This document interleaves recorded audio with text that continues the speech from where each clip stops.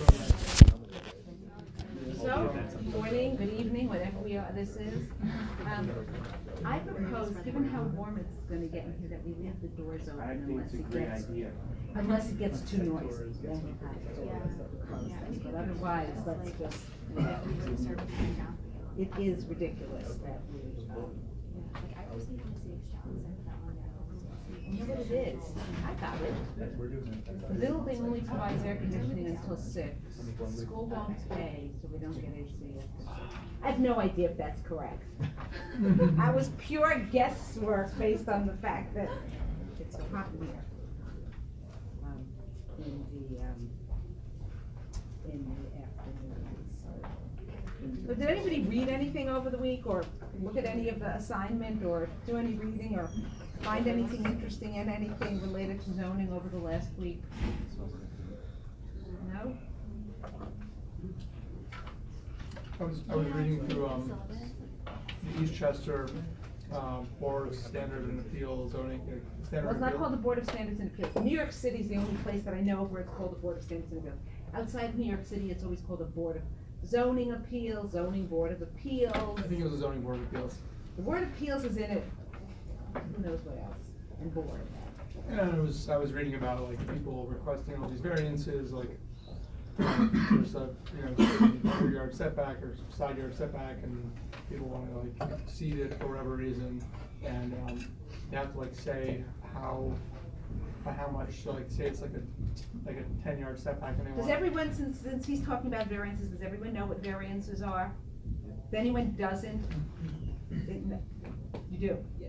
Okay, so everyone knows, basically at least. Okay, go ahead. Anyway, say it's like a 10-yard setback, and like they wanna have it go out to like, only be an 8-foot setback, I wanna encroach, but then you say, okay, we need, it's a 20, they call it a 20% deficiency. And anyways, they were very, permissive, like every single variance was being granted in the minutes, and, one of the people on the board was like, one guy who was seemed like very anti-variance, was like, Commissioner, like this is, just want to point out that every single variance has been, granted 100% variances, like, it's just another example of that. Like, he sounded frustrated from reading the minutes. Yeah. Professor Taylor, could you explain what variances are? Okay, we'll get to it in depth later in the semester, but essentially, a variance is relief from a provision in the zoning resolution. So the zoning resolution, he's talking about rear yards. Or the zoning resolution, a zoning code requires a 20-foot rear yard. Well, for some reason, and that's what I don't want to go into all of the why and how, but essentially, for some reason you think you need to build a building or do something on your property that's gonna have a 18-foot rear yard instead of a 20-foot rear yard, and just for your property, not for anyone else, not for the neighborhood, just for your property. So you apply for a variance. Sort of, it's like a waiver. Think of a variance as a waiver of a certain provision in the zoning ordinance, okay? It's very basic. Any more will take up a lot more. We'll talk about variances in a couple, next week, maybe the week after. And we'll go into much more depth about it. And also explain, which is a very accurate statement, but I'll explain next time when I talk about variances, whenever it is, why that is so. And whether it has to be, I'll explain why it almost has to be so outside of New York City. There's an article, which I think one of the articles for next week is an article, assuming next week is variances, about the facility with which variances are granted in New York City. And last week, or the week before, there actually happened to be an article in one of the real estate blogs, the one that's national, not Real Deal, not Curbed. One of the real estate blogs that talks about the facility with which you can get variances in Philadelphia and how easy it is, and they're attributed it all to corruption, and it does. Which wasn't the problem. That wasn't really the problem in New York, and why that isn't the problem in New York and why it says you can do it, but in the Philadelphia one, but it was just recently. What was it in?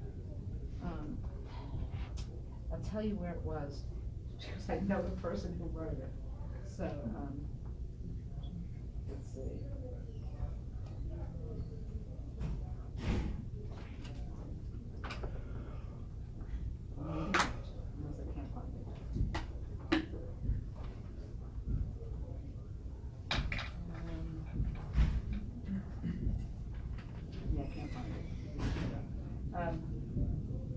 anyway, so, yes, you get variances. It's very easy to get them, it is. Okay, so today we are going to go, if nothing else, let's go back and we're gonna go talk more about zoning. And continue on basic zoning.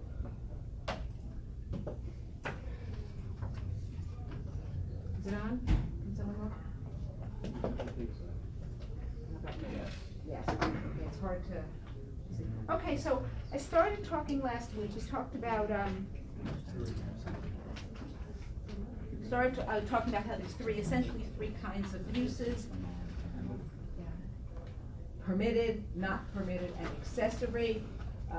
In most places, permitted uses are listed in an ordinance, and if you are not listed, then you have to somehow be very creative in working out how your use is in fact within the provisions and within the permitted of the zoning board. Now, I'd say in the majority of cities, in order to establish a use, you don't necessarily need any discretionary approval. However, there are some places where you cannot begin a use, right? You wanna change, you have a restaurant and you wanna change it to, what's a restaurant, you're not gonna change too much besides a restaurant. You have an office use on the second floor and you wanna change it to another kind of commercial use, a store, let's say. And there are some places where you need and I will say this now, terminology is confusing. So you have to do your best with it. Whereas you might have to get a use permit. Use permit is not the same thing as a special permit or a special use permit or a permitted use. All are different things, okay? A use permit in some places is literally a permit from the city that says, you may use this building for this use, okay? And that is, it may be discretionary, it may be ministerial. So let me explain the difference between something that's a discretionary approval or a discretionary permit and ministerial, because the concept is very important in development.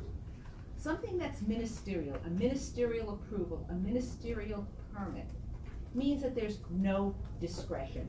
Doesn't mean you automatically get it. There's a set of rules in whatever law you're dealing with. Let's take the building code. There's a set of rules in the building code.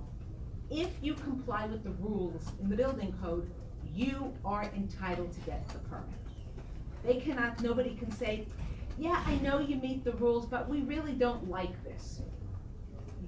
That can't happen. It's not discretionary, right? A ministerial permit is you may have to go through a process to get it. You may have to demonstrate that in fact you meet all the findings, but the findings are all in a sense, you might say, they're not necessarily scientific in that sense, but they're all pretty, do you have 23 feet here? Do you have 27 feet there? Are you not taller? Do you whatever? That's ministerial. A discretionary permit is a permit that allows for the use of discretion. All right? From another way of looking at it, from a very legal way of looking at it, a ministerial permit is a permit that you can go to court and make a city issue. So, you applied for a building permit in New York City, and you meet all the requirements of the building code and the fire code and all the other codes, and the Department of Buildings refuses to issue the building permit. I'm not saying you don't meet anything, just nah, yeah, I know you meet the codes, but nah. They just didn't issue the building permit. You could go to court and the court would order them to issue the building permit. Something that's a discretionary approval, you can't go to court and have the court order an agency to issue it because there's discretion involved. They may or may not issue it, all right? So, just that's some basic rules of the difference between ministerial and discretionary, just to understand. So usually, in those places where you need a use permit, it is probably, most likely, a ministerial permit. Are you a use? Do you actually fit within whatever the definition is, or not? Now, yeah. Ministerials as of right? It's not this, it's, yes, for simplicity purposes, I would say ministerial is very similar to as of right. No discretion, something that's as of right has no discretion. But just because you're entitled to a ministerial permit for something doesn't mean you have an as of right to build. Okay, yeah. Do you need a use permit if it's a permitted use? In those places, there are a few cities where you need a use permit. You actually have to go to the building department or the planning department and get an actual permit. And you may have to have a hearing about it. Okay, there may be some public process. It is a piece, just like you get a building permit that says you can build a building, it says you can use your building. Now, in New York City, when you get a TCO, what it says, for example, is your building can be used for this use, but it isn't per se related, it's the whole panoply of requirements. A use permit is specifically about the use, so if you're making no change in New York City, and the majority of cities, you don't need a specific use permit. So if you're changing from one use to another, and you're making no changes because the codes don't require any physical changes in the structure or the space, you don't need any other permit.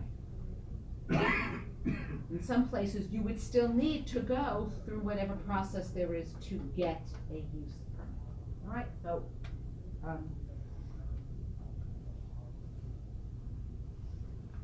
now, the reason that we start with uses is because the main purpose of Euclidean zoning was originally, and it still is, the underlying purpose of Euclidean zoning was to separate uses.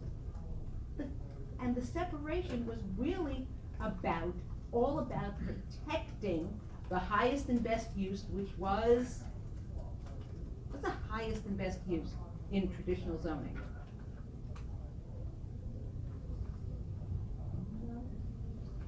Residential. It's all about protecting residential uses. So that residential uses wouldn't be disturbed by horrible, I mean, originally when it started, it was really about, industry. Why is residential? Is there Highest- a reason? Why is residential? Because, more in the sense of, and I say it's the highest and best use, and I don't mean that in the traditional sense when we talk about it's the highest and best use. I just mean residential was sort of like the use that needed to be the most protected. Probably a better way of putting it. You mentioned there's use, special permitted use. We're not, there's three kinds of uses, right? So, we think about uses as permitted, not permitted, and accessory. That's it, every use is either permitted, not permitted, or accessory. There's nothing else. Now, just because I say it's permitted, doesn't mean it's permitted without any review or permitted without anything. It just means the use is listed as a permitted use, all right? Because, and zoning, it was sort of on the basis that certain uses are incompatible with other uses, which to some degree was always a fallacy, because if you go back to cities as they were built go back to the 18th century, everybody had their uses. You had if you had a residential building, you would have your residence right next to your business. Whatever your business was, whether it was a farm or you were a blacksmith or you were whatever, the odds were that you lived next to your business. Less concern about separation. But as industries became bigger and more, I can't say offensive because tanneries have always been offensive.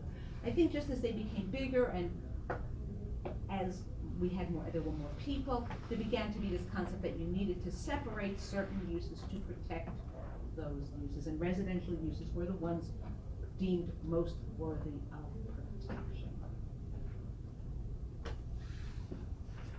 Okay. So, listed uses are going to be permitted, and you have to fit within the definition. So let's assume you have a district that allows two uses in it, two kinds of uses in it. Just because a district allows two uses in it doesn't mean that a building allows two uses in it. So whether or not a mixed-use building has to be permitted in the zoning ordinance has to specifically provide that mixed uses in a single building are permitted. If you, just because in any district, let's say you can have a store and an office, doesn't mean that you can have a store and an office in the same building. The zoning ordinance is gonna have to give you the right to have mixed uses, whatever those mixed uses are. I made a research on the property, and it's in a special district, and What, it has, on a particular property, yeah? and it has I thought it was weird because it has two zoning categories that are both commercials, and I was surprised that the lot could have two zoning commercial categories. What does it mean? I'm sorry, two commercial, I mean, there are let's say there are mixed use districts that are M/R districts. Yeah, this I understand, but this one it was a lot, and it was C6 and C5. That's not two districts, that just means it's a split lot. It's a split lot, okay. So, right, so a split lot, which we're not gonna talk about today really, a split lot, but here's your lot, and this is your C6/5, you say, and a C, I don't remember, you said C6/6? Yeah. Okay. Now what can you do on the property? Now, from a use perspective, there's no difference. C6, Yeah. uses are C6, so it doesn't matter. But a split lot means simply that you have more than one zoning district on your property. That's all it means. And can you make, like, for the whole lot, can you follow one of the two for the whole lot? But the whole lot is the same use, okay? Yeah. So I can put commercial uses anywhere on my lot. Yeah. C6 and C5 have slightly different bulk requirements. Although I can't remember exactly what they are, but they are. No, I can only put my C6 bulk here, and I can only put my C6/5 there. Assuming there are any bulk requirement differences, and I just don't remember what they are. Okay, so how do you know? Now, a lot of times you'll see in zoning ordinances that it's not as simple as commercial use. Very often zoning ordinances will separate uses not just by a type of use, let's say office, but by sizes, right? Office use of less than 5,000 square feet might be permitted in one district. Office use of more than 5,000 square feet is permitted in another district. And the zoning, if there are size limitations, the zoning ordinance will specify. And so they make it a different use. So a commercial use of in that city, a commercial use of less than 5,000 square feet is a different use than a commercial use of more than 5,000 square feet. In New York City, we have, there are limitations on certain uses of 10,000 square feet. A lot of uses cannot be, certain uses are limited to less than 10,000 square feet. The logic of that is completely non-existent, but that is true. So for example, you cannot have a supermarket in, let's say it's like a C5/5 district, I think, can't have a supermarket, okay? I could be wrong about it, just however, it could have a CVS that sells all the foods that you would find in a supermarket of 15,000 square feet. You could have a 15,000 square feet that sells all the foods that CVS's are now selling, and that would be permitted. But a supermarket of 15,000 square feet would not be permitted in New York City, because there was a 10,000 square foot. Now, the logic may escape you. And the reason the logic would escape you is because it is not logical. Why then is there this discrepancy? Who knows when the current New York City zoning ordinance resolution was written? 61. Now, all of you are too young. I'm too young. But in 1961, your drugstores, there weren't chain drugstores. There was one Duane Reade, which opened in the 60s on Broadway. But there weren't chain drugstores. So what was your drugstore? Your drugstore was a little neighborhood drugstore. It was small. Supermarkets were big. And so where there are 10,000 square foot limits, it is because in 1961, the the particular uses, like hardware stores have limits, but I think hardware stores have limits and electronic stores, I'm sorry, hardware stores don't have limits, but electronic stores do, I can't remember. So Best Buys are permitted in certain places, again, because hardware stores in those days were small. And so there was no concern about them, right? They were neighborhoods businesses. So something that was always in those days a neighborhood business, you didn't have to put a limit on because they were all neighborhood businesses. The problem, of course, is that what we do with uses today is very different than what happened with uses in 1961. You had a question? Yes. I'm trying to follow you with the different types of uses. You said permitted, not permitted, and accessory. Accessory. Can you give me the definition? I got permitted. Right, permitted means it's listed in the zoning ordinance, that's really all permitted Okay. means. Not permitted is not listed. Okay, Pretty simple. right, got it. An accessory, there's the definition of accessory, Okay, got it. all right? But in figuring out whether a use is permitted, so zoning a zoning ordinance permits restaurants.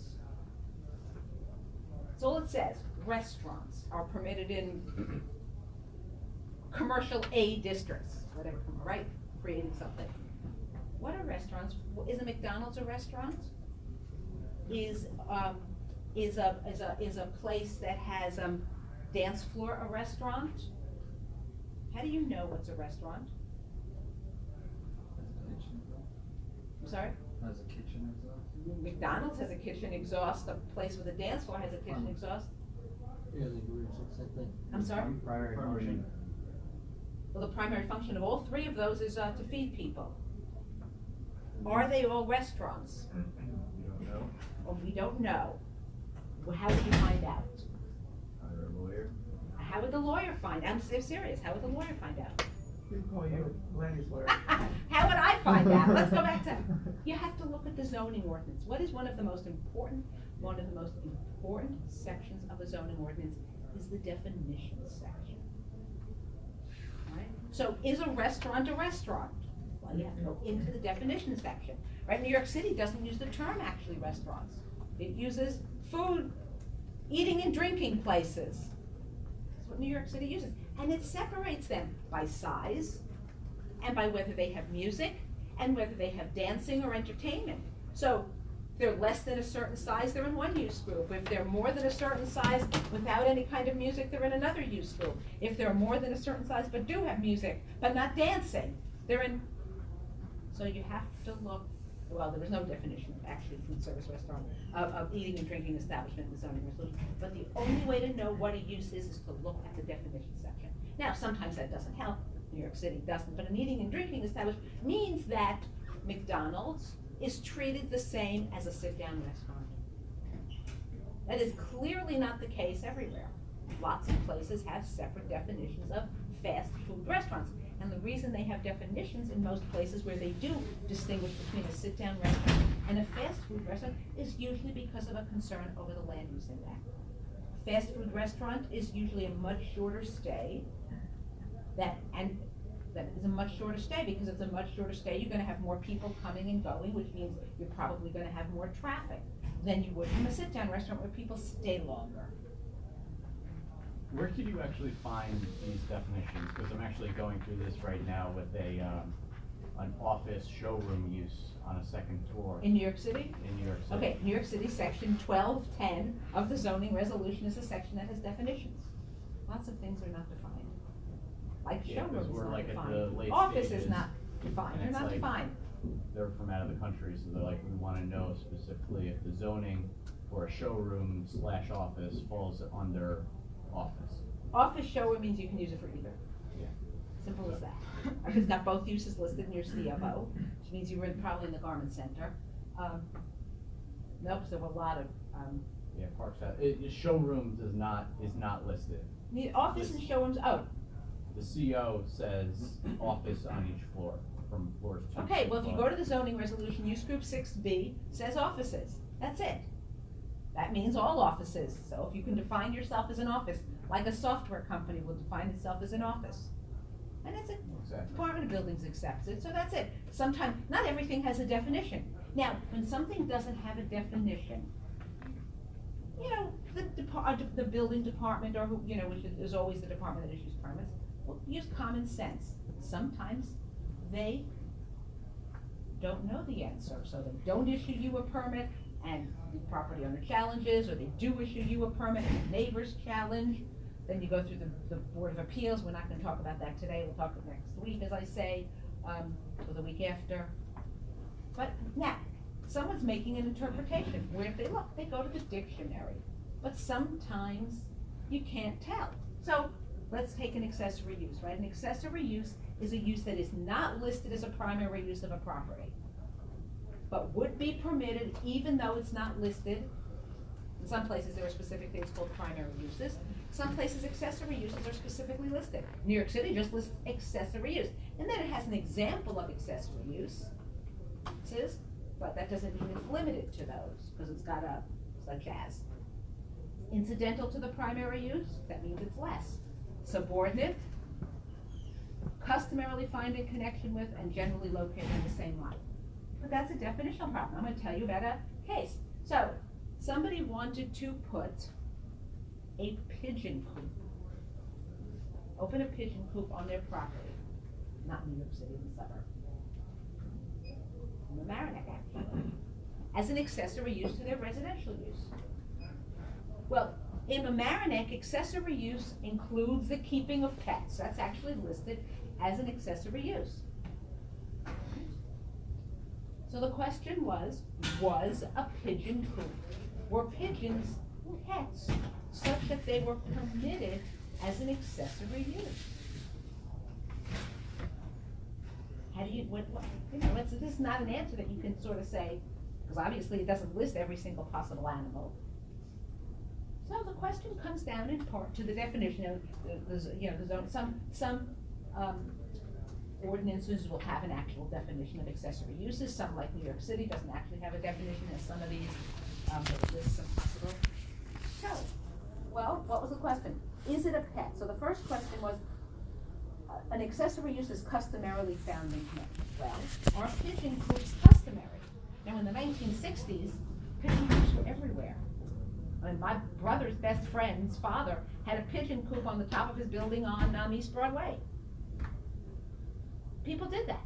They had them all over the city. There were pigeon coops. Not so true now. So in 2012, the question in Mamaroneck, was it a customary use? And somebody researched and determined that there were no other pigeon coops in Mamaroneck. So it obviously wasn't a customary use. Notwithstanding that, I forget, is it Kashif Muhammad Ali or one of the big, he's the one who has a pigeon coop? Yeah, so he keeps pigeons. So that was the first question. Was it customary? The answer was no. And when you say was it customary, why not customary now? It was customary now, because right now, nobody had pigeon coops in Mamaroneck. Why do you have to look back to 1961? You aren't looking back to 1961. I was just giving you an example. Pigeon coops once were customary, but they're not customary now. Even though Mike Tyson and the Queen of the Netherlands both, which is what the property owner argued, well, Mike Tyson and the Queen of the Netherlands have it, yes, but Mamaroneck there aren't anymore. So the first question was the customary, and then the second question came down to, was it a pet? Well, was it a pet? These are racing pigeons. When a racing pigeon stops being fast, racing pigeons are killed. You don't kill your pets because they're not fast enough.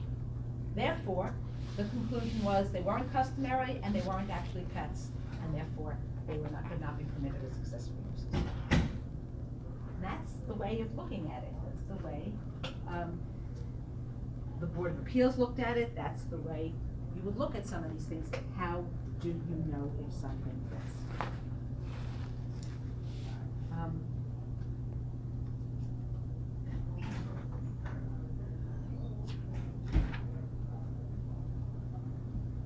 Just have to be very creative sometimes to fit your use in.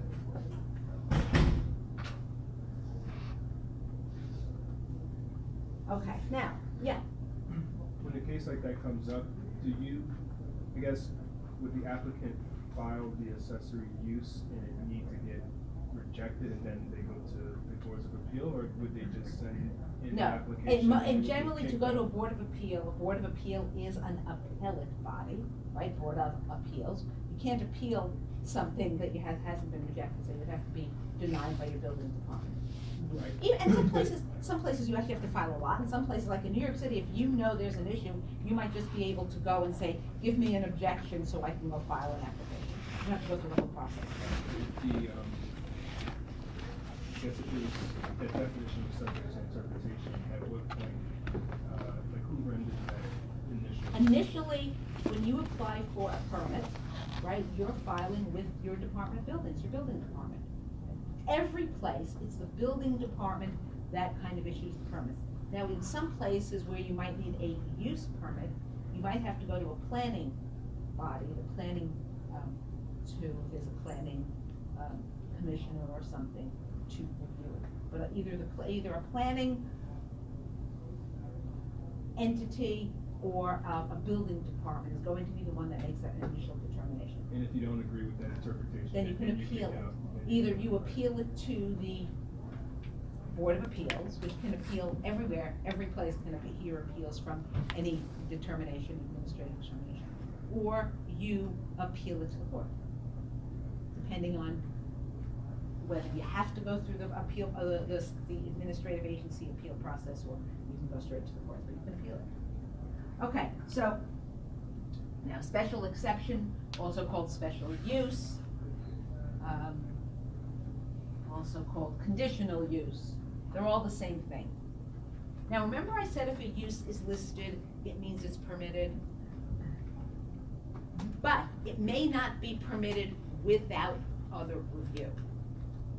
From a legal perspective, it is a permitted use. That means, as a legal concept, when the ordinance was written, it was determined that that use is appropriate for that district.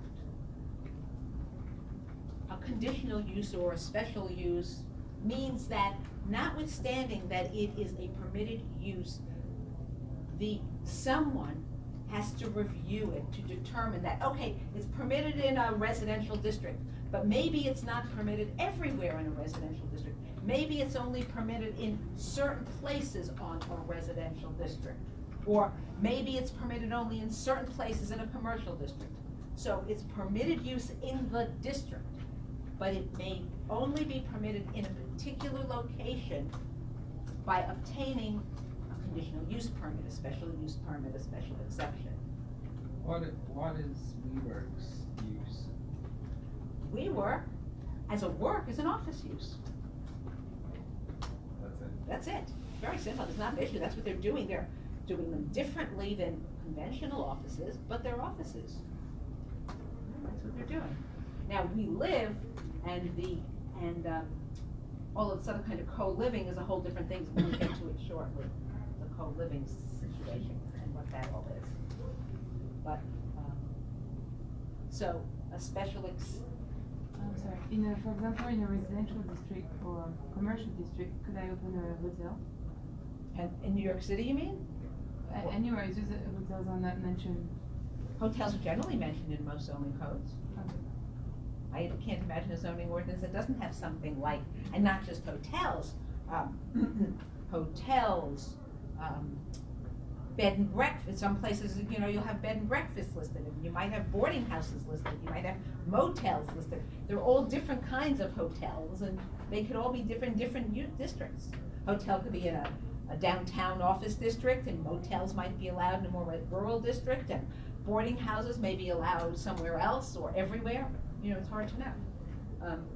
But, so let's go back to special use. So, the concept is that the specific location has to be okay, as determined by some body, not somebody as a person, but some space body, by some administrative agency. Special use permits, conditional use permits are generally issued by either the Board of Appeals, the Planning Board, or the legislative the legislature. How do you know who issues a special use permit?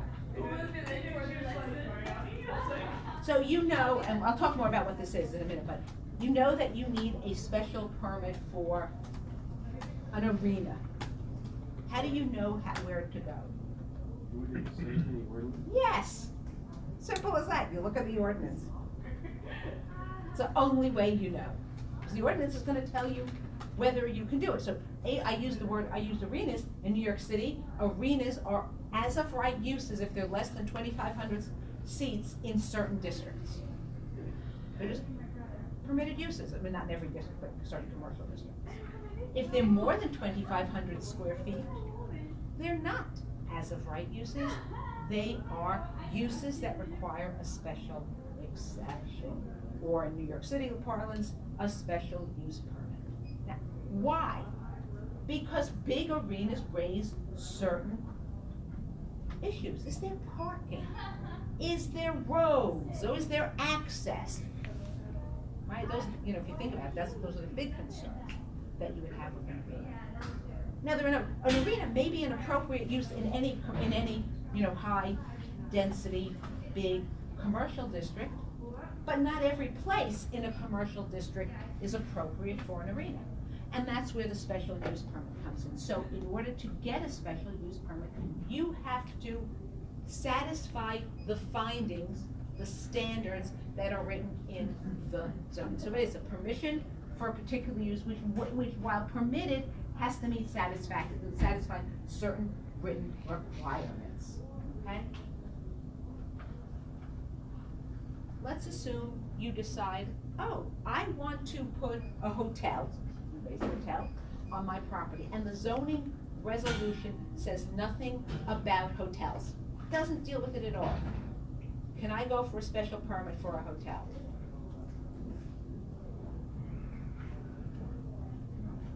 Who said no? Okay, why not? It's not listed as all. Yeah, it's as simple as that. It's not listed in the ordinance. You can't just say, gee, I want a special permit for use. Remember, uses that are permitted are listed in the ordinance, whether they're permitted as of right or permitted by a special use permit or conditional use permit. If they're not listed in the ordinance, you cannot just decide, gee, I want to get a special permit for this use. What is ULURP then? We are not talking about ULURP today. ULURP, but just to be clear, ULURP is just a process. That is all ULURP is. ULURP is a process by which certain approvals are issued. It is nothing more than a process. Uniform Land Use Review Procedure process. Okay, that's what ULURP is. So what would you go for then? If it's, what would I do? Yeah. I'd have to change the ordinance, or I'd have to not put one here. Nothing else I can do. Maybe get a variance, but, you know, I might be out of luck. City just doesn't allow hotels in it. What about an amendment to the zoning? Yeah, you can do that too, that's what I'm saying, you change the zoning ordinance, right. Okay, but if it's not listed, you can't, if it's not written in the ordinance, you cannot just go and apply for a special permit.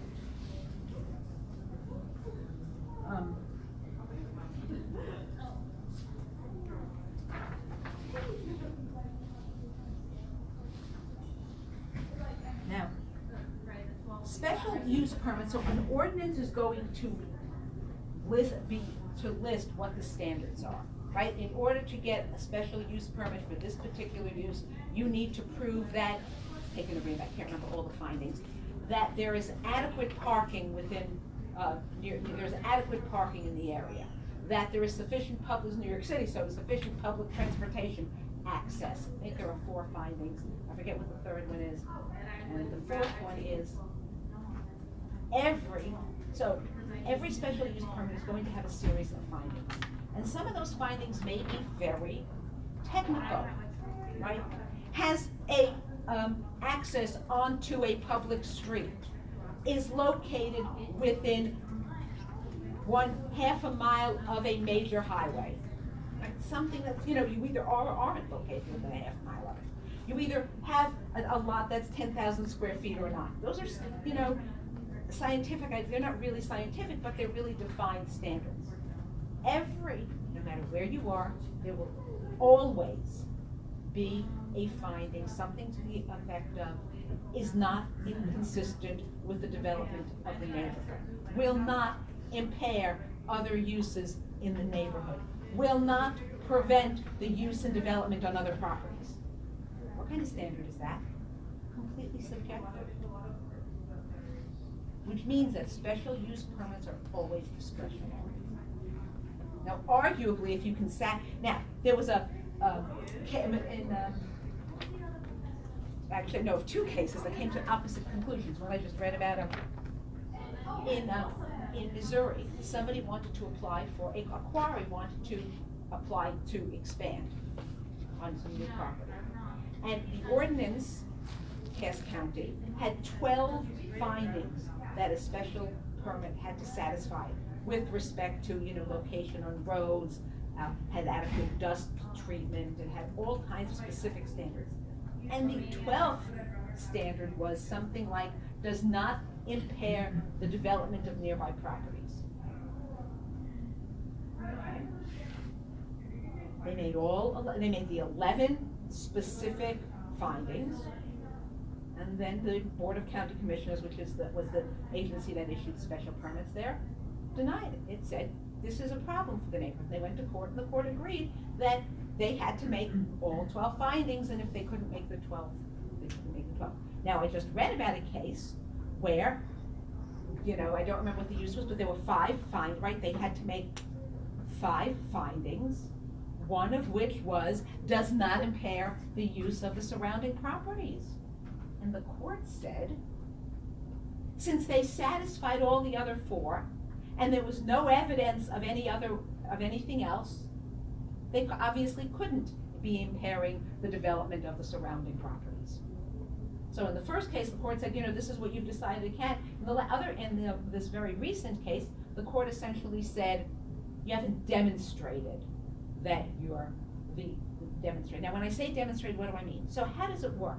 You file an application with the agency that is going to issue the special use permit.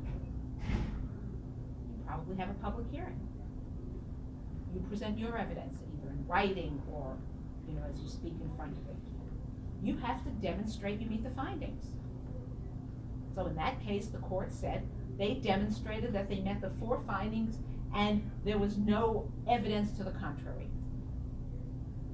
Do you really believe it was subjective, or there was obviously some lobbying efforts also to change, sway people's perception? Let's talk lobbying. We'll have to talk about it sometime, and I'll probably talk about it again. What is lobbying in the classic sense? It means you're trying to get some extra sway, some extra oomph into your application. Right? Now, classic lobbying has nothing to do with payment.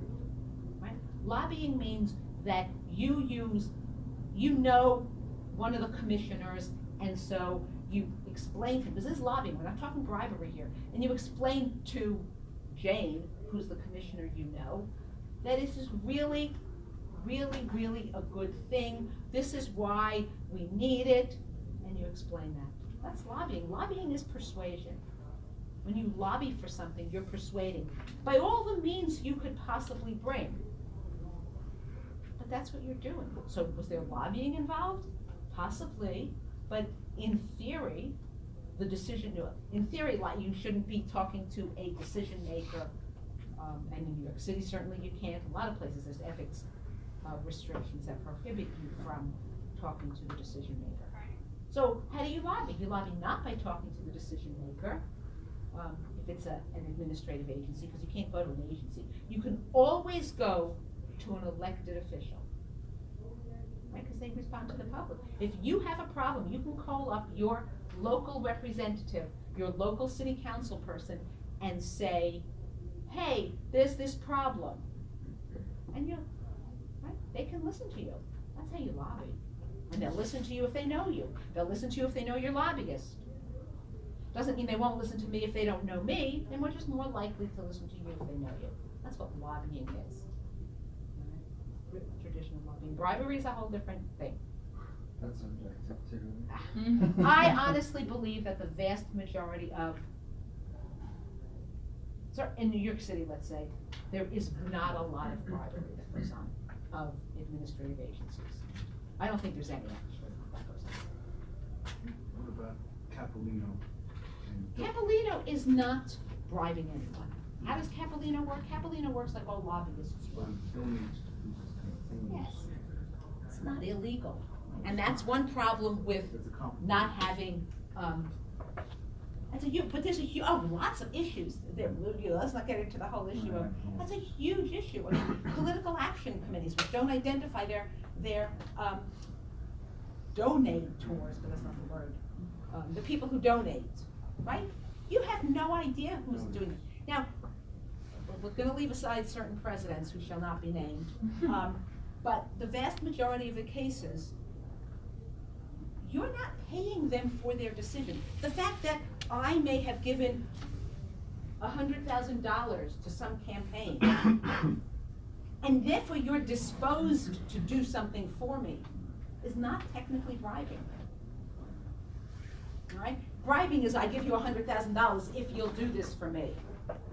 If I give you $100,000 because I think you're a great guy and I really want you to be elected, and then after you get elected, you do what I want, it's not actually by the law bribing. But it is a problem with private campaign finance, right? It's a problem. But anyway, leaving aside politics, and moving back to special uses. So an ordinance is going to have standards. If it doesn't have standards, then technically it's probably not legal, but nobody challenges these things, right?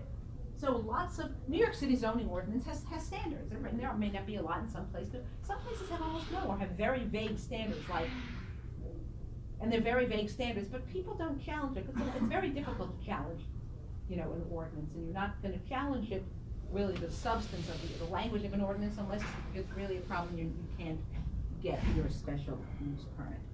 So it's gonna have standards, and there's a question of the standards. So, okay, it's a discretionary action. In order to get it, you have to demonstrate that you meet the findings, that you satisfy the requirements of the ordinance, whatever they are. Now, in order to do that, you have to provide evidence. But evidence here is not like evidence in a court, depending on where you are. If you're in New York City, you're talking real evidence. If you're in a small suburb, or you likely just go in and say, I want a special permit, let's say, something that often requires a special permit, or special use permit might be a fast food drive-in, I'm sorry, not a fast food, a drive-through lane for a restaurant.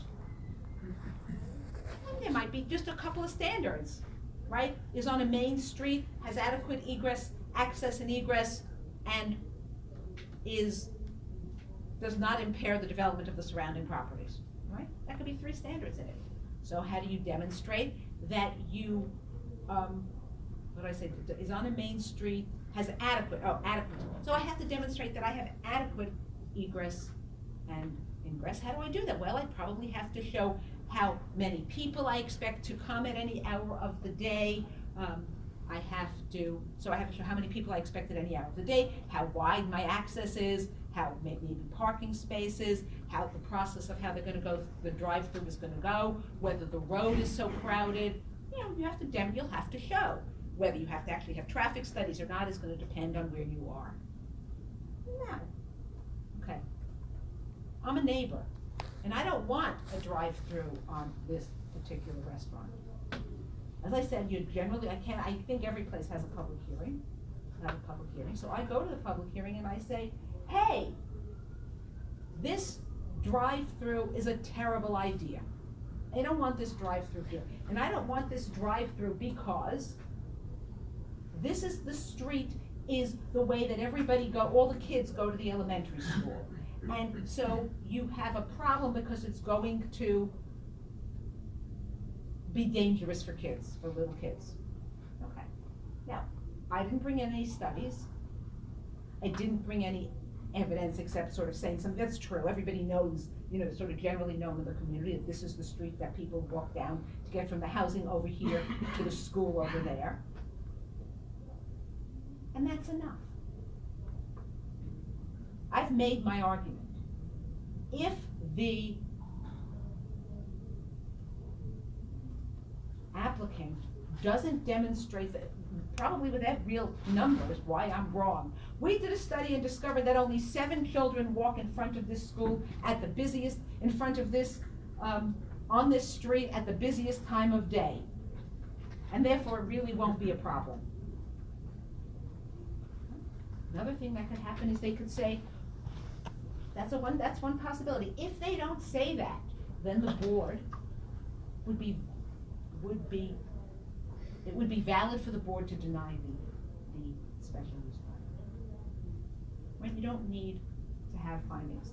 Now, suppose instead I get all my neighbors and we all come to the hearing and we say, we hate fast food restaurants and we don't think they should be given a drive-through. It's gonna make more people use it. Would it be valid? Would it be legitimate for the board to deny the special use permit? Why not? They haven't really demonstrated, I guess, potentially a nuisance, but not anything that would necessarily obstruct or. A reason. They haven't really given a reason. All you have is, so there's 1,000 neighbors who's come in. Does that change what you think? Well, that could potentially, like you said. All I've said is 1,000 neighbors signed a petition that says, we don't want this drive-through. That's all it says. We don't want this drive-through. Doesn't change. And you'd be right. You cannot, a board would not be, it would not be valid to a board to deny not variance, the same rules apply, but a special use permit because simply a generalized, let's call it generalized community opposition. There has to be evidence. The evidence doesn't have to be scientific, but there has to be something that's substantive. I mean, in practice, I don't think, I mean, from what I've seen, that's not the case. Like, I've seen developers come and pay very, like, the smartest people in different fields, smartest developers, do extensive studies. Yes, because there's not, because. And all it takes, though, is a handful of uninformed people who are against a project to just voice their objections to it with no credible evidence. Okay, where did you and see that project. happen? In Greenwich, Connecticut. Okay. And one thing I noticed is that a lot of it has to do with the dynamics of the board. For example, if you don't have a strong leader on the board, I feel like a few neighbors can come out against something. Saw something else in Mount Pleasant, strong leader of that board, and who wasn't getting pushed around by people who were opposing something without, you had neighbors who were acting as if they could really understand, some of these detailed reports, like traffic studies and things like that, that I think you need some kind of special technical knowledge even to understand what the reports are. Well, some of them you can, but the answer to you is that could very well have happened. That doesn't mean it was legal. If the applicant had gone to court and challenged the denial and said there was no evidence to support a denial, he would, assuming that's what happened, he might have won. Okay? People do, right? People do all kinds of things that aren't allowed, that are not in accordance with codes, law, whatever. They do it because they don't understand, they do it because they make mistakes. That's why legal decisions get overturned, right? One court says, this is okay, the court above it says, no, it isn't okay because the lower court didn't look at something else. So people issue decisions that are wrong all the time. Nobody challenges it, it stands. So yes, do I think it happened? Yeah, because of public, sure, people don't, look, who's on a board, who are the members of a board of appeals? People who live in the community, particularly in smaller communities. In Greenwich, Connecticut, everybody knows them. It's the guy who at your church, it's a person from your synagogue, it's a person from your, who you go to the country club with. We all want to be liked. Well, not all of us, most of us want to be liked. And so, you have to be able to stand up to it. Sometimes it happens, sometimes. Professor, I have a question. So for all the special permits like this, right? In New York, they must actually go through the hearing. Yeah, well, every place you're gonna have a public hearing, right? Okay. It doesn't matter what kind of special permit you are. No, the process is a permit, is a hearing, you're always gonna have. a So permit. how long would that take to actually? When we talk New York, we'll talk more about that, it's too complicated now, and it isn't that simple. Do you know beforehand what the requirements are gonna be, do you have to meet? It's in your code is gonna tell you what the standards are. Okay, so it's just within the code, it's not. Right, so the code it says that, let's go back to this fast food, I'll change it, that in order to have a drive-through lane, you cannot increase, there can be no significant increase in congestion, or maybe it says the road must be adequate to support any demand from the drive-through. Ingress and egress must be adequate, they must be of sufficient width, or maybe has specific width, not less than 20 feet wide. It might have one, it might say sufficient, it might have a specific dimension. Maybe it says there must be adequate screening between the drive-through lane and any nearby uses, and must not impair. So now I know those are what the board has to find. So I have to demonstrate as the applicant that I meet those findings. And I know you mentioned Kansas City, you said there were 12, It was Missouri, wasn't it? I'm sorry. Yeah, it was a suburb. Right, so we had all 12 findings were listed in the ordinance. And those were very specific, except for the big last one. But the other 11 were very specific. But they're gonna be in the ordinance. Okay, so let's go back to this fast food. And the fast food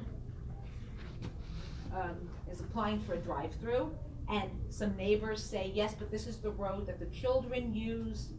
And you do a study, and you discover that, yes, between 8 and 9 in the morning, or 7 and 8 in the morning, there are 50 children that walk by this road, and that there's no other children until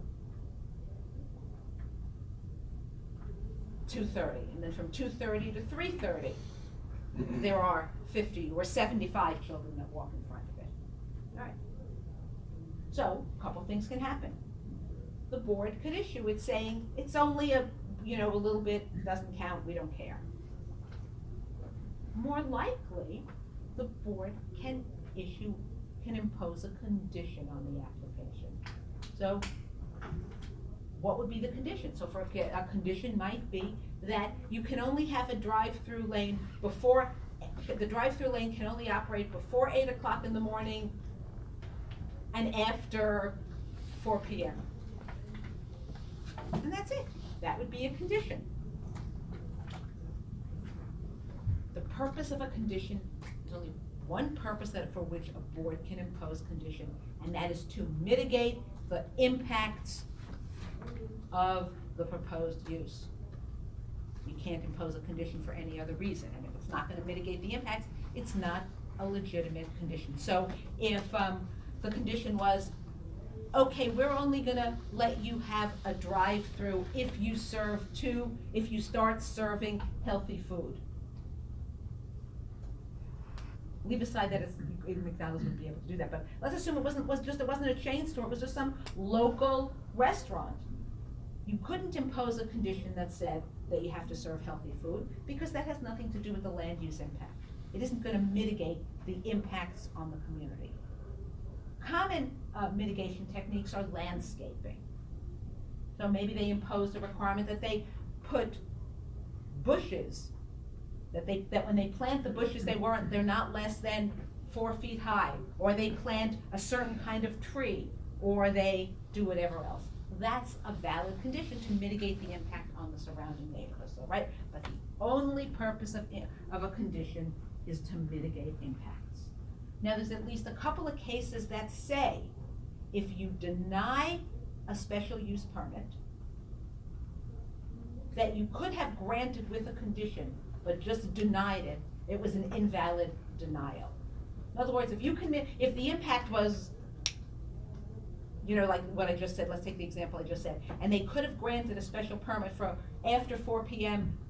to before 8 a.m., and imposed that condition on it, and they just denied it, that might not be valid. Now, there's only a couple, I have a couple cases, there are a couple cases that have determined that it's an unusual situation, but it could be that that the board should have imposed a condition.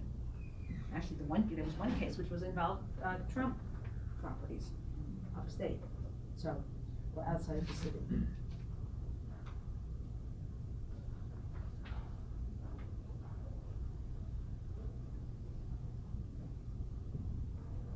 So, any questions about the concept or how you get a special use permit?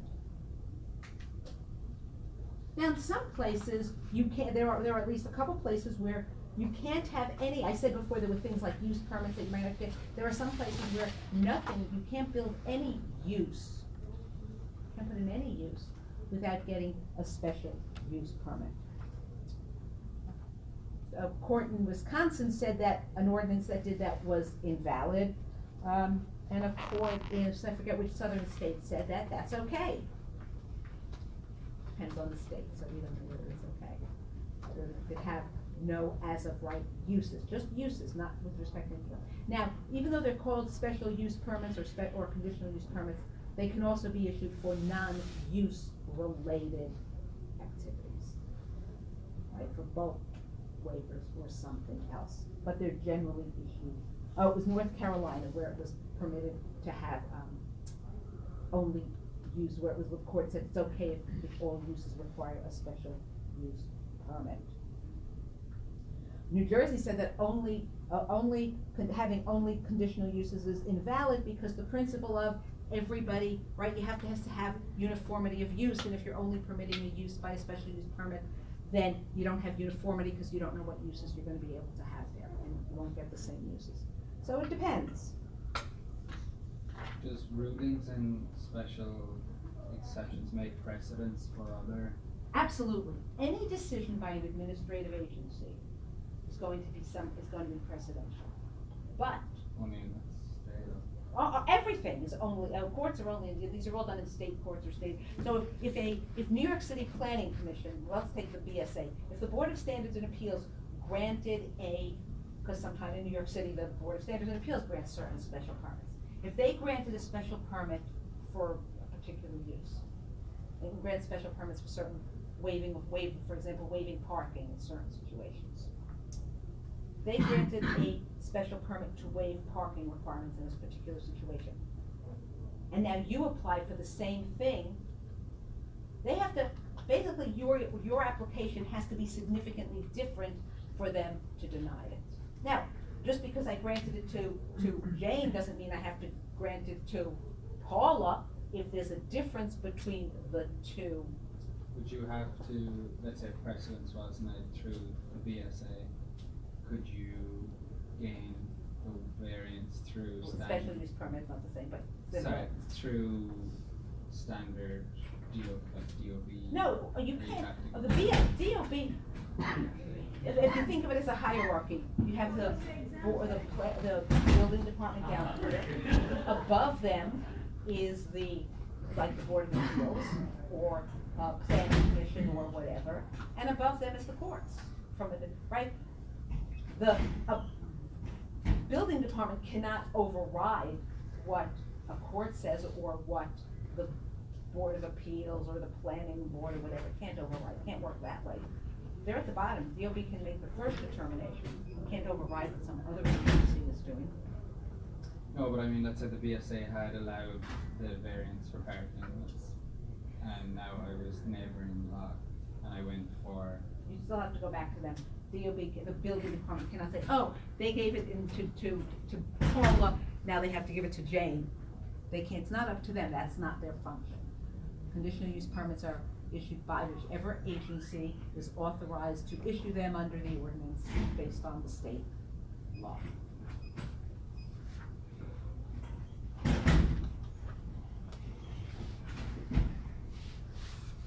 Oh, now, one of the most interesting things with respect to special permits has to do with hours. So let's take a restaurant with a bar in a residential or mixed-use district. So a restaurant wants to open with and serve alcohol. A restaurant wants to open and it's gonna serve alcohol. And, the neighbors are concerned about noise, and maybe they're concerned about people hanging out in front of the restaurant, and there's a lot of residents. So the Board of Appeals, who has the power to issue the special permit, decides to issue the special permit, but limit the hours to midnight on weekdays and 2 AM on weekends. As a condition, it conditions the approval on that, on the hours. Is that, what do you think, is that a valid, condition? Because, Why not? why, well, but why? Because it's mitigating the risk. The impact, right. You would think it was. There are courts that have said that limiting the hours has nothing to do with, is not a valid condition. The logic is another thing. There's another one, not in New York, but in other states, there are courts that have said that. The logic escapes me, but then, but in New York, you could limit the hours as a condition. Because that's a reasonable way of dealing with the impact of a particular use on the surrounding community. So you would think you should be able to do it. Okay. Questions? All right, so now we've kind of just established all the different kinds of uses, how you establish them, how you get them, what they are. Let's now go back to, before I say that, special permits to some degree allow for flexibility, right, in a zoning ordinance. Why? Because if you didn't have this concept of special use permits, then zoning would probably ban all these uses, because if there was a real concern about, okay, well, we think they really belong in a hotel really belongs in a commercial district, but we're concerned something. Or a religious institution really belongs in a residential district, but maybe we are concerned about, in this day and age, about size and impact. So they really do add flexibility, but they have been there from the, the whole concept of special use permit has been around since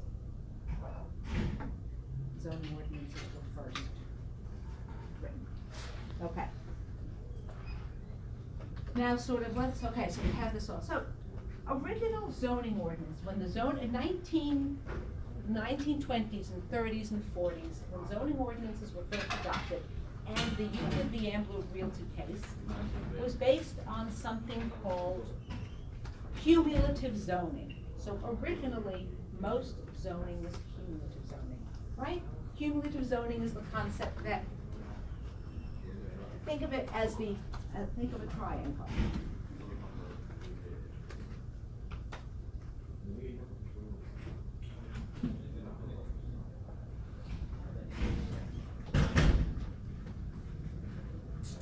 Okay, in cumulative zoning, think of your uses as within this triangle.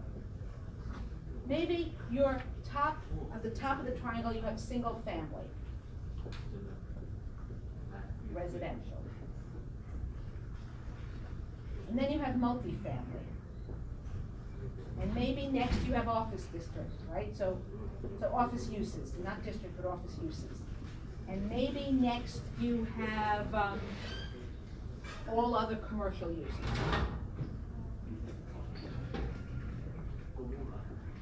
And last you have industrial. Okay? In a cumulative zoning district, only use permitted in a single-family district or single-family districts. In a multifamily district, you can have single-family and multifamily. In an office district, you could have single-family, multifamily, and office, and so forth and so on. So that in an industrial district, you can have anything. Because this was the original concept, that you were really trying to protect the residential uses. And so they weren't allowed, so they would be more pristine, but that the rest of the uses there was less concern at. That's why in the case where, opposite the Coke plant, where she owned the property and she lived opposite a Coke plant, that was a permitted use. They were both permitted because it was industrial district, or it was an unspecified district, or it was a general district, whatever it was called.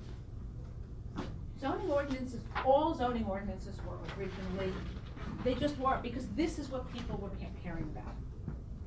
Sometime during, I would say, the 1950s or 1960s, zoning ordinances started to become non-cumulative. Non-cumulative means every use in its own place. In an office district, the only use you could have would be office uses. In an industrial district, the only use you could have would be industrial uses.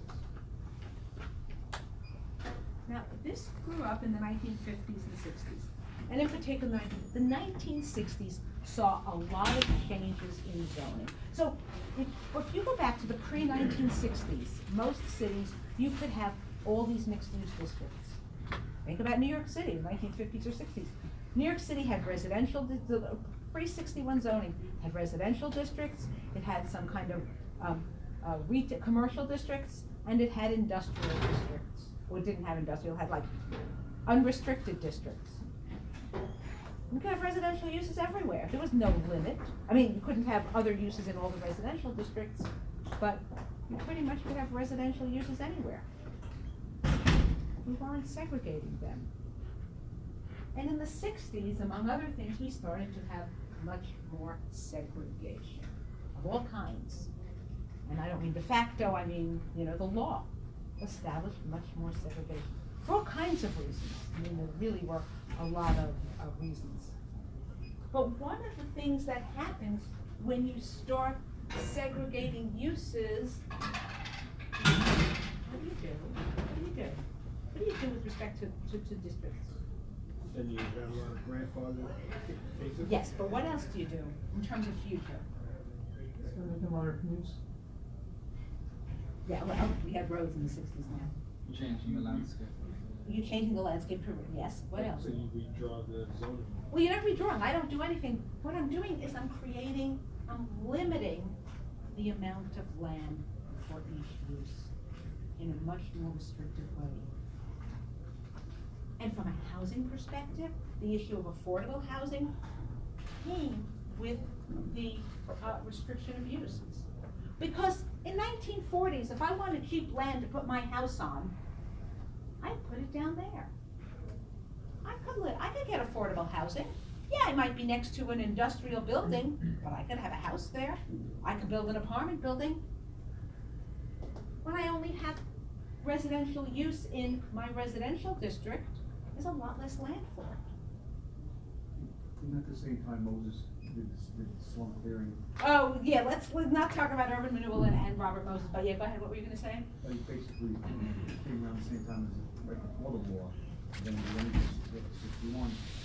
Yeah, but we had urban renewal in the 40s and the Yeah, it's 50s. true. It's from way before. Yeah, it was pushing it forward. Right. So, some of this growth of cumulative zoning has led to why we have an affordable housing crisis today. Because there is, in fact, less land available for each use. Now, in New York City, the fact that in manufacturing districts, you don't have residential use has worked some different way. It has effectively subsidized manufacturing uses. Why? Because residential use, which are the most, valuable uses today, can't compete. So industrial uses are getting a certain economic benefit up until the recent growth of hotels and other things in industrial districts. But for many years, the fact that you didn't have residential use in industrial districts meant that you were effectively subsidizing industrial land at the expense of affordable housing. But it isn't just New York City. I don't mean to imply it's just New York City. This is a nationwide problem, and that's one of the reasons that we have it. Don't you still have the remedy to build up? Maybe yes, maybe no. You don't always have the remedy to build up, and there's a limit to how high you can go, and you have all kinds of other issues. But if you have less land to put uses, the cost of land in those areas where it's permitted is going to increase.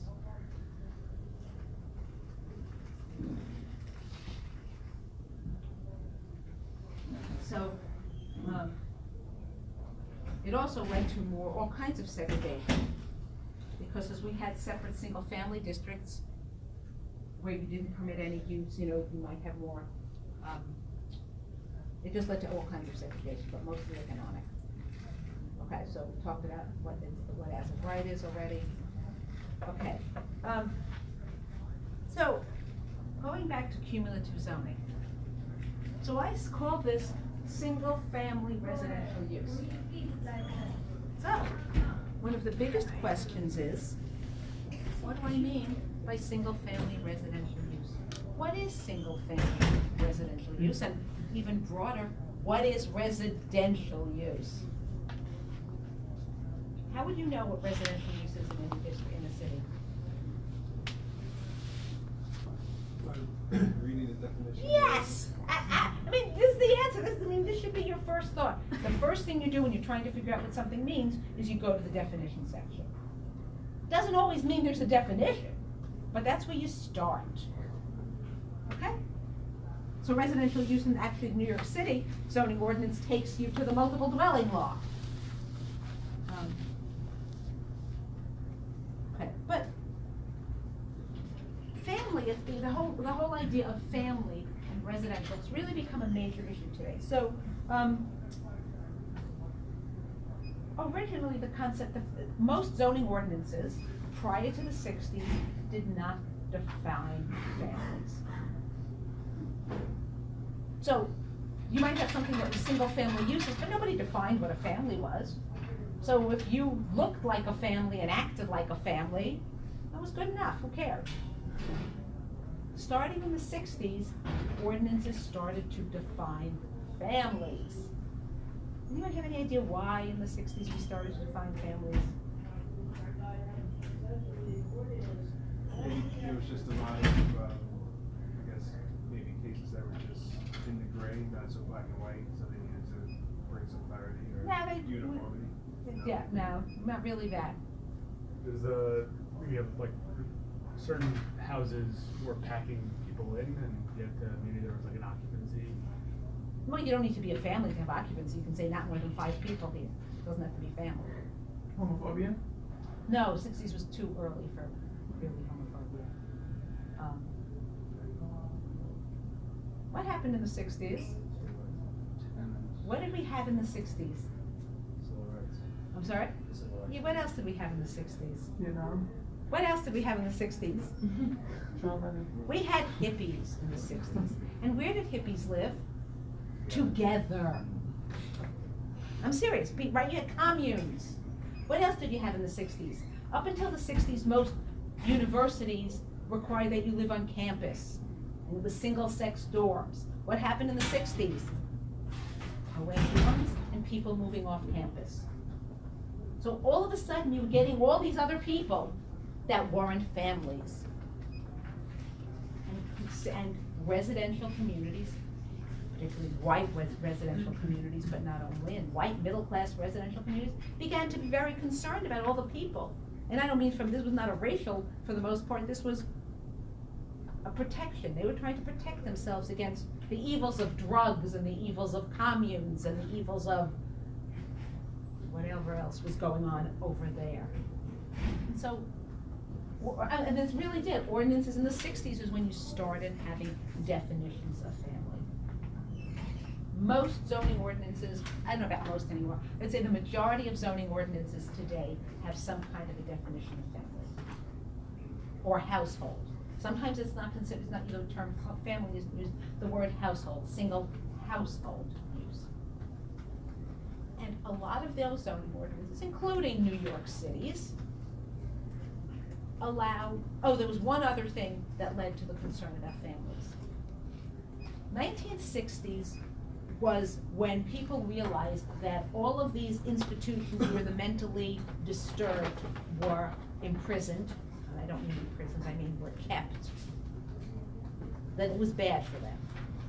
And they closed these, 2,000, 5,000 person institutions. Creedmoor in Queens was an enormous one. But all over the country, they started being closed. So now you had these people, who used to be crazy, now were being released into the community. People didn't want them in their community. So for all of these reasons and probably a lot of others, they started adopting. So family. So families where they're defined are generally any number of any number of related individuals by blood or marriage. Now, some ordinances originally said families, people related by blood or marriage, which meant that it didn't have adoption. Some originally didn't include adoption, didn't provide for it because they were fairly narrow. But if you're related by, a family is any number of people but related by blood, marriage, adoption, anything like that. And in many cases, a limit on the number of unrelated people living together. Usually, New York City, it's not more than 3.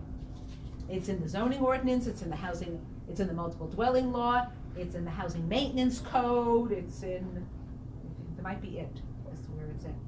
Not more than 3 individuals living together. So, if you and 3 of your friends decide to rent an apartment in New York City, you are doing so illegally. You are. Are you doing it? Sure. But are you doing it illegal? Absolutely. Does the city enforce this? No. In general, it doesn't. I mean, assuming it's, it's a perfectly, the apartment is really a perfectly adequate apartment for 4 people, the city isn't enforcing these rules. But many cities have these restrictions, including New York City. What about Airbnb? We'll get there in a minute. We'll get to Airbnbs and we'll start with families and moving our way to the next use. Okay, so families, single family, and that's what's permitted there. And that's it. And a limited number of families. Now, I talked about when some of these institutions were closed and you had these thousands of people being released into the community. The zoning ordinances that had this kind of definition of family wouldn't let them live there. So actually, a lot of states, the majority of states actually adopted laws that overrode zoning to provide for something, to provide that group homes were permitted in residential districts, single-family residential districts, if the group home was conceived of, operated as a family. So how a lot of these original group homes where you'd have like 2 counselors or 2 people that in a sense acted the role of parents, and then maybe you'd have 6 or 8 individuals living there. They controlled it, they knew what was going on, they ate together, all of these things were done as a family. And in fact, New York State case law, notwithstanding that New York City doesn't recognize it yet, there is case law in New York State that says, Court of Appeals has made the determination that if it looks like a family, then it's allowed. You have a question? And that was by special use or by accessory use? What? It was just an as-of-right use. Just as-of-right. In other words, the state law said, the state law, which overrode zoning, said that, it said something to the effect that group homes must be permitted in single-family district or something. So cities could still set some parameters to it, but the concept that you had was that it was, if it looked and felt and acted like a single-family home.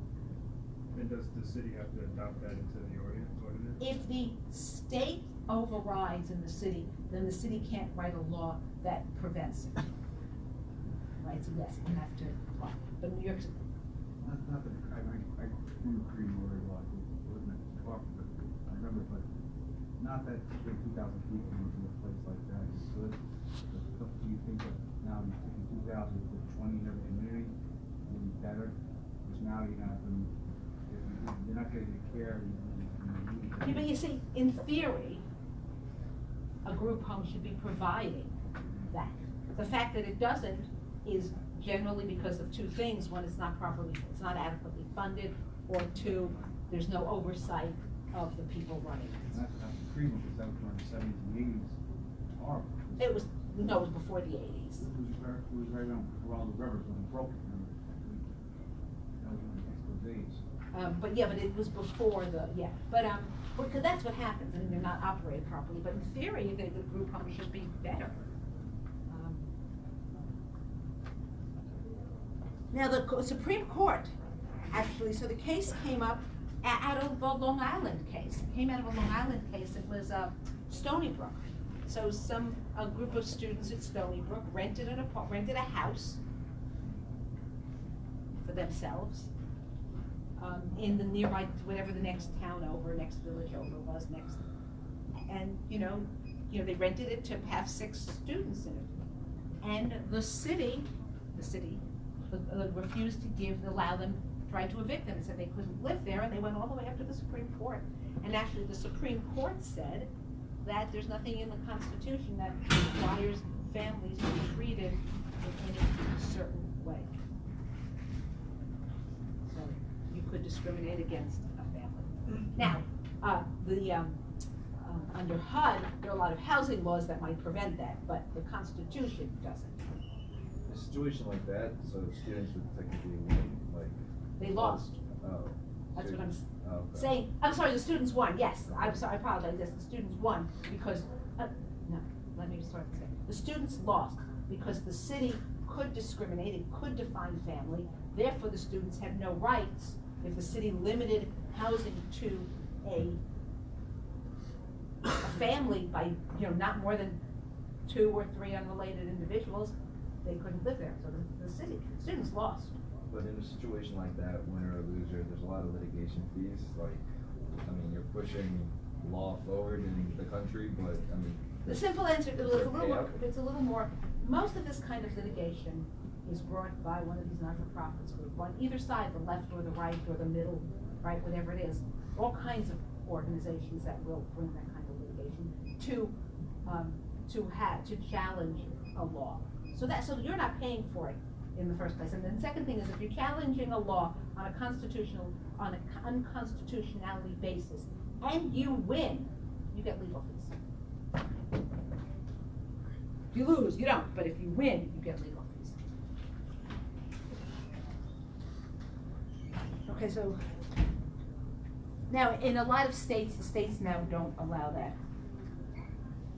The court says, a quiet place where yards are wide, people few, and motor vehicles restricted are legitimate guidelines in a land use project addressed to family needs.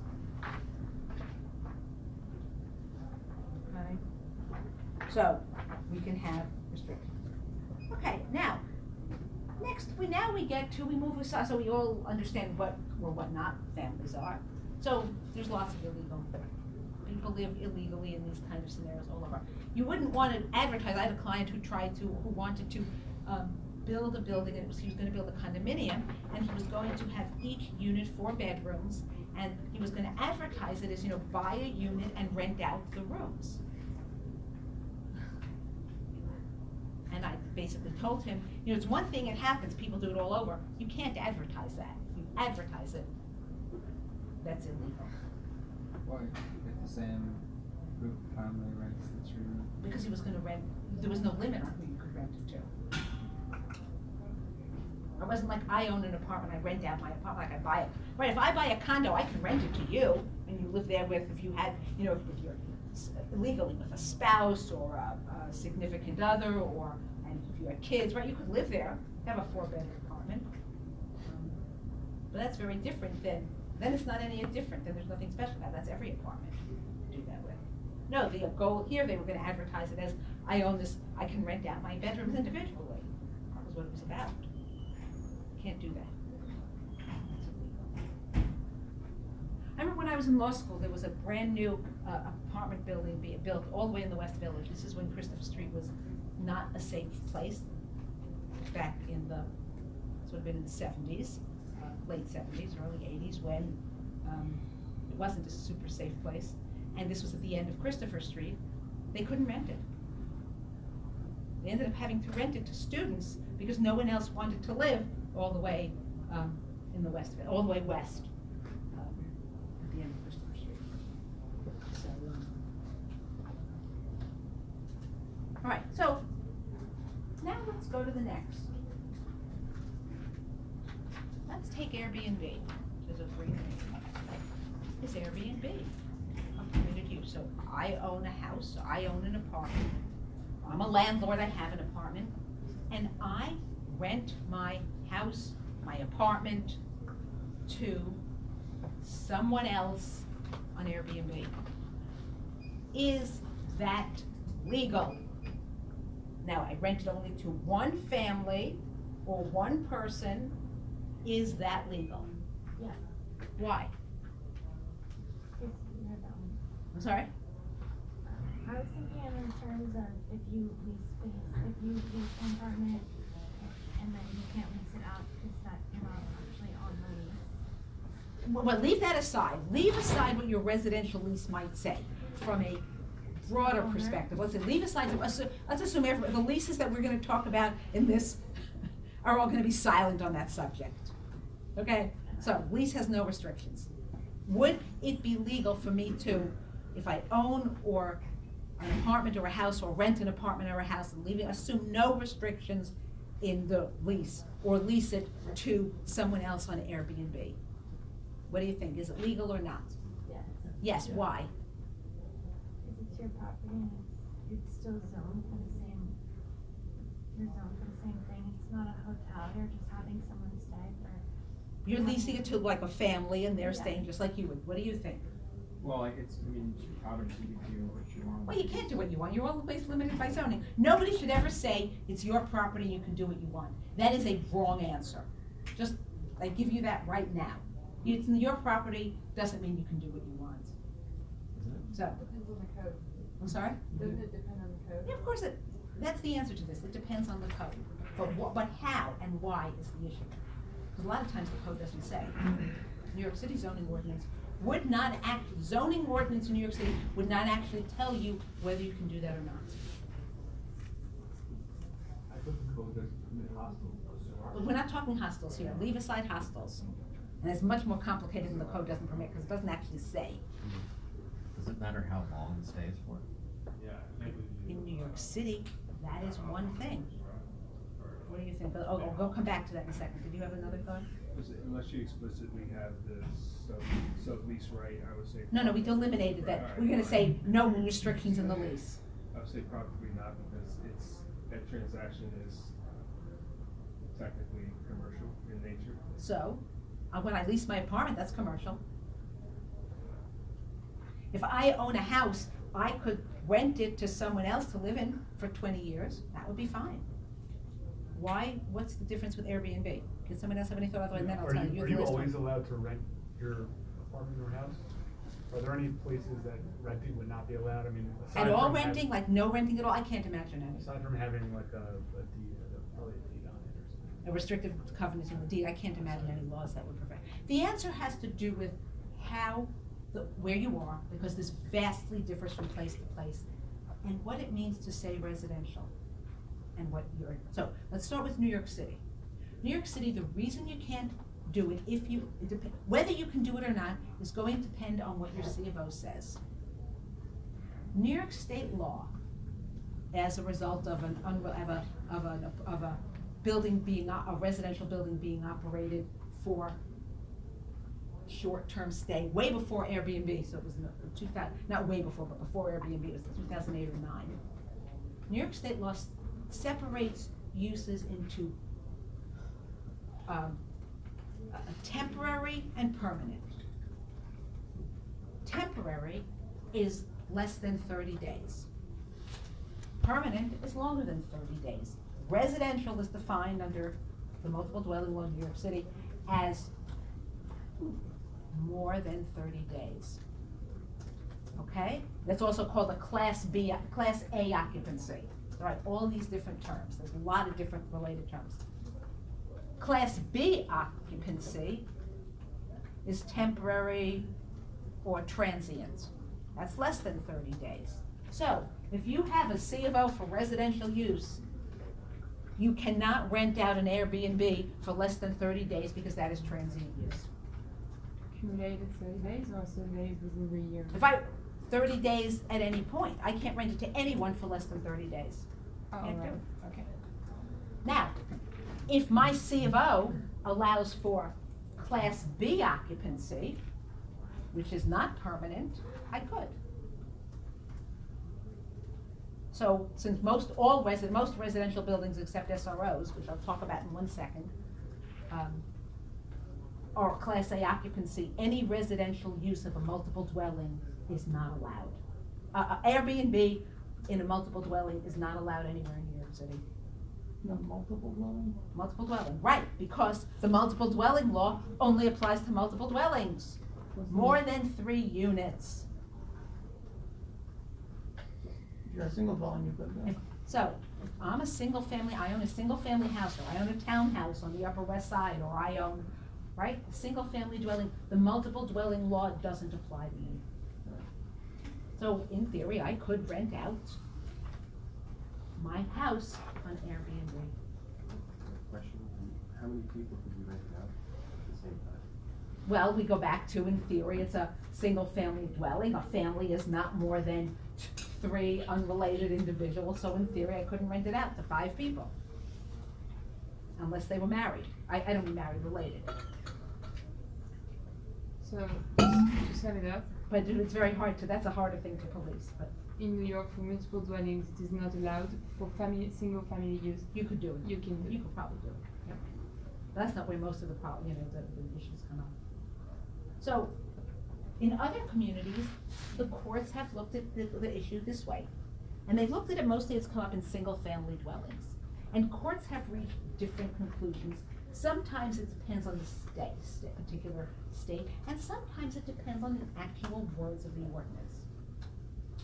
A summer community in Vermont, and somebody rented out, was using their house to rent out to, you know, like people do, right? You buy a house and, you have a house in the Hamptons and you rent it out a week at a time over the summer. So this was something similar, they were renting it out at whatever short-term time they were renting it for. And the question was that allowed? And then there was another case, and I can't remember which case went which way, and there was another case came up in Indiana. Similar situation, renting it out for, and this was renting it out, not like renting it out, you know, Airbnb for a weekend, but renting it out for a month, because these are kind of thing, a month or 2 months over the summer. And the courts in those 2 states reached opposite conclusions. And they reached them in part by looking by the specific words of the ordinance. So the words of the ordinance matter. And in one of the states, and I say this because I just don't remember which court came to which conclusion, the court said that the use under the ordinance is single-family use. What is single-family? Not more than one family. Since there's never more than one family in the residence, it is permitted to rent out the use, to rent out the house. In the other state, the court said that the issue was residential versus business use. Since it was being rented out on a short-term basis, it was really a business use and not a residential use, and therefore it wasn't permitted. So 2 different conclusions, not simply because they were different, but because the courts had different ordinances to work with. So a lot of what a court does, and depends on you have to really look at the words of the ordinance. Okay, well, let's take a break. Before we take a break, I'm gonna take attendance, this is a good time. Umberto. Sorry, as I told you, Umberto. Alex. Raphael. Julius. Jennifer. Mary. Here. Kyle. Karen. Here. Joshua. Charles.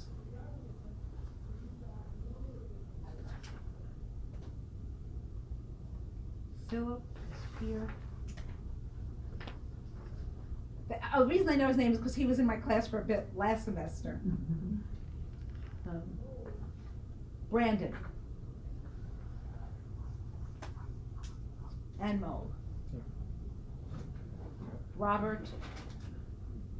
David.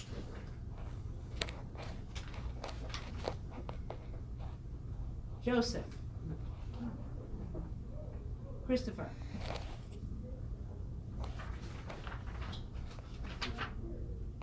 Avi. Zachary. Nicole. No more women, so that would be her out. She may have dropped it because she wasn't in last week either. Okay. Jesse. Oh, I have two Alexes. Before I was asking about Alex Bass, and now I'm asking about Alex Suck.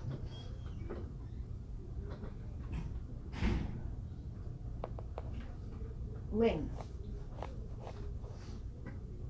Jack. And you.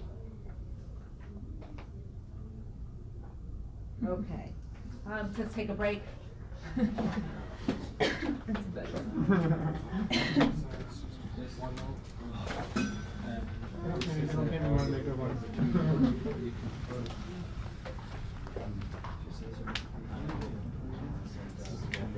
How are you?